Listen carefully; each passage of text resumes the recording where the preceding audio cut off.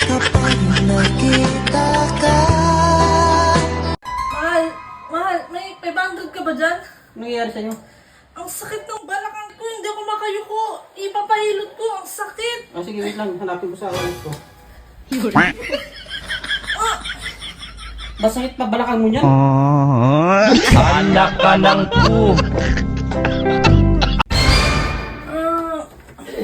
Gana tayo, mahal. Pagod na ako. Sige, maliligo lang ako ha. Sige, papatay ng ilaw at nasasilaw ako. Ha?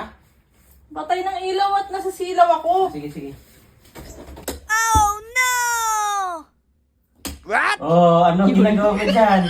Sabi na eh. Ito yung nahanap ko. Akin na yan. Anak ka ng po. Eh, maghiwalay na lang kaya tayo. Ganun din eh, nakakapagod na eh. Basta, sa akin ang anak natin ha. Sige.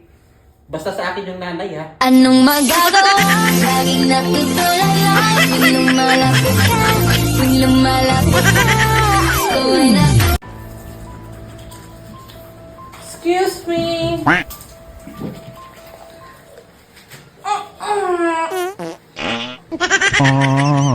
Anak ka ng po. Anak ka ng Anak ka ng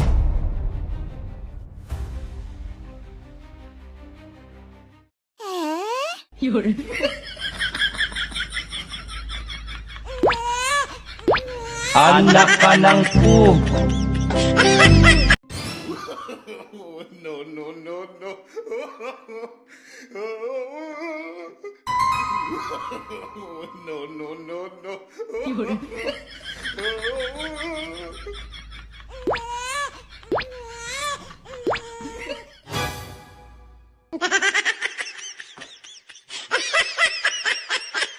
Anak ka ng po.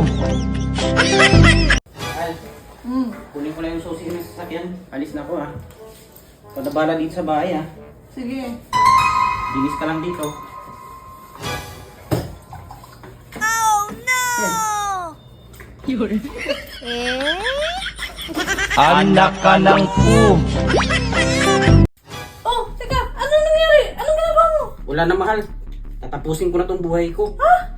Ang mahal ng gasolina, ang mahal ng bigas. May hika pa ako. Paano ko kayo bubuhayin? Pabigat na ako sa inyo. Eh, teka.